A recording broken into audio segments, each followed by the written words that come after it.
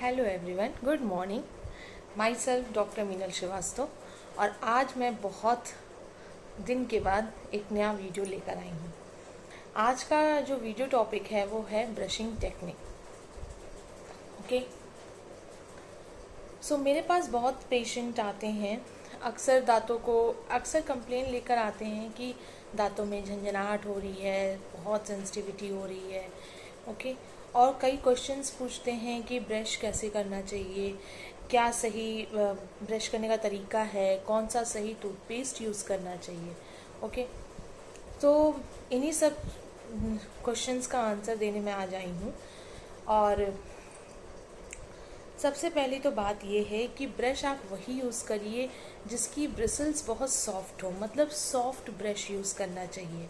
ठीक, ब्रश को बहुत देर तक नहीं करना चाहिए।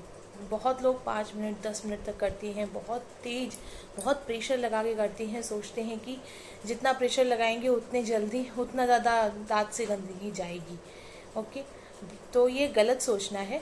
ब्रश को बहुत ही हल्के हाथों से करना चाहिए, बहुत कम देर के लिए, 1 से 2 मिनट तक ही करना चाहिए, 2 से 3 मिनट तक ही करना चाहिए। ब्रश करने का जो सही तरीका है वो ये है कि हमेशा हम ब्रश को अप एंड डाउन करें। एक मेरे पास एक मॉडल है, ओके, तो हमेशा हम ब्रश को ऊपर से नीचे की तरफ करें, ठीक, और नीचे वाले दांतों के लिए नीचे से ऊपर की तरफ करें। ऐसे ही हम पीछे की अगर दांतों की बात करेंगे तो सर्कल में करें, ठीक है। ओके, और ऐसे ही इस साइड भी होगा। ओके, अगर हम अंदर के दांतों की बात करेंगे, अगर हम ऊपर के दांतों के अंदर की बात करेंगे तो ब्रश को ऐसे परपेंडिकुलर करके ऐसे ऐसे साफ करेंगे, इस डायरेक्शन में साफ करेंगे। अगर हम पैलेटल रीजन की बात करें, तालू की तरफ के रीजन की अगर हम बात करते हैं तो ब्रश को हम यहाँ पे ऐसे रख के, ओके, टूथ के सरफेस पे ऐसे रखेंगे और अंदर से बाहर की तरफ ऐसे करेंगे। इसमें भी just like that only. Okay, अगर हम नीचे के दांतों की बात करें, ओके, अगर हम नीचे के दांतों की बात करते हैं तो नीचे हम ब्रश जो है परपेंडिकुलर डायरेक्शन में इस साइड से ऐसे करेंगे, और जैसे हम ऊपर के दांतों में कर रहे थे ब्रश, वैसे ही नीचे के दांतों में भी हम अंदर के साइड ब्रश करेंगे। मीन्स अंदर से बाहर, अंदर से बाहर। ओके, बहुत हल्के हाथ से ब्रश करना चाहिए, बहुत तेज नहीं करना चाहिए। ब्रश को हमेशा वर्टिकल डायरेक्शन में करना चाहिए, कभी हॉरिजॉन्टली नहीं करना चाहिए। ओके, अगर हम हॉरिजॉन्टली ब्रश को करते हैं तो ये जो एरिया होता है, ओके, दिस एरिया, ओके, ये जो एरिया होता है, जो सर्वाइकल एरिया जिसे हम कहते हैं अपने मेडिकल टर्म में, ठीक है, उस एरिया में जो है वो एरिया घिस जाता है, जिसे हम एट्रीजन एब्रेजन का नाम देते हैं। ओके, उस कभी कभी वो एरिया इतना घिस जाता है कि पल्प एक्सपोज हो जाता है और पेनफुल हो जाता है। और कभी कभी वो एरिया इतना घिसता है कि हमें येलोइश पोर्शन दिखता है। तो वो येलो पोर्शन जो है इनामिल के अंदर डेंटिन का पोर्शन होता है, और उसी के कारण उसमें सेंसिटिविटी बढ़ती है, ठंडा गर्म पानी लगना शुरू होता है। ठीक है, अगर ज़्यादा घिस जाता है तो पल्प एक्सपोजर हो जाता है और बहुत पेनफुल हो जाता है। ओके, तो बच्चों के दांतों की अगर हम बात करें तो बच्चों में क्या करना चाहिए कि बच्चों को पेरेंट्स समझाएं कि उनसे कहें कि एक बड़ा सर्कल बनाओ, ठीक है, जितना बड़ा सर्कल बना सकते हैं तो उनसे कहें बड़ा सर्कल बना करके, एक बड़ा सर्कल बना करके राउंड राउंड ऐसे ऐसे ब्रश करें, आगे के दांतों में भी पीछे के दांतों में भी। ओके, इस तरीके से ब्रश करना चाहिए।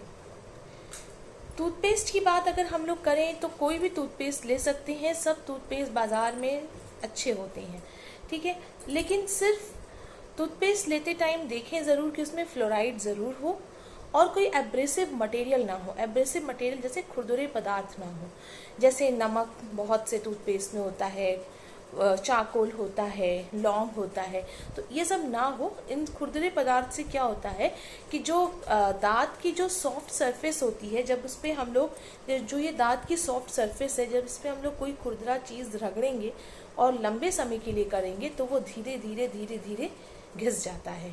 ठीक, जिन पेशेंट को बैड हैबिट्स होती हैं, जैसे टोबैको चीविंग हैबिट्स हैं या सुर्ती खाते हैं, पान मसाला खाते हैं, ऐसे पेशेंट्स में एट्रिजन एब्रेजन के चांसेस बहुत हाई होते हैं। जो पेशेंट को रात में दांत किटकिटाने की आदत होती है, किटकिट किटकिट करते थे, ब्रेक्सिज्म जिसे हम बोलते हैं, ऐसे पेशेंट्स में भी सेंसिटिविटी के चांसेस ज़्यादा हो जाते हैं। ओके, इसके अलावा दिन में हमें 2 बार ब्रश करना चाहिए। अक्सर पेशेंट पूछते हैं डॉक्टर कितनी बार ब्रश करना चाहिए, तो कम से कम मिनिमम 2 बार तो ब्रश अच्छे से करना चाहिए। एक दिन के टाइम और एक रात को सोने से पहले ब्रश करके ही सोना चाहिए। रात को सोने से पहले ब्रश करके सोने के लिए इसलिए हम लोग कहते हैं क्योंकि रात के समय क्या होता है कि हम लोग अपना मुंह बंद करके सोते हैं, तो जब हम लोग माउथ क्लोज कर लेंगे तो अंदर ऑक्सीजन नहीं जाती है। ओके, तो एनारोबिक कंडीशन क्रिएट होती है और उसमें जो है बैक्टीरिया ग्रो करते हैं, और बैक्टीरिया का जो फेवरेट फूड है, ओके, जो फेवरेबल इन्वायरमेंट है वो हम क्रिएट कर देते हैं अपने माउथ के अंदर। जो फेवरेट फूड है बैक्टीरिया का, जैसे कार्बोहाइड्रेट होते हैं, ओके, इसीलिए हम लोग कहते हैं कि रात में कोई मीठी चीज़ मत खाओ, उसमें ग्लूकोज कंटेंट ज़्यादा होगा। ओके, तो ग्लूकोज जो कंटेंट होता है, जो कार्बोहाइड्रेट प्रोडक्ट होते हैं, वो बैक्टीरिया के फेवरेट फूड हैं, उस पर वो बैठते हैं और धीरे धीरे धीरे धीरे करके वो उसे सड़ाने लगते हैं, जिसे हम केरीज बोलते हैं, जो कि हमें स्टार्टिंग में एकदम पॉइंट जैसा काला काला पोर्शन दिखेगा। अगर हमने उस समय ट्रीटमेंट नहीं कराया तो वो धीरे धीरे धीरे धीरे फिर बढ़ता जाता है और फिर ग्रॉसली केरियस में कन्वर्ट हो जाता है।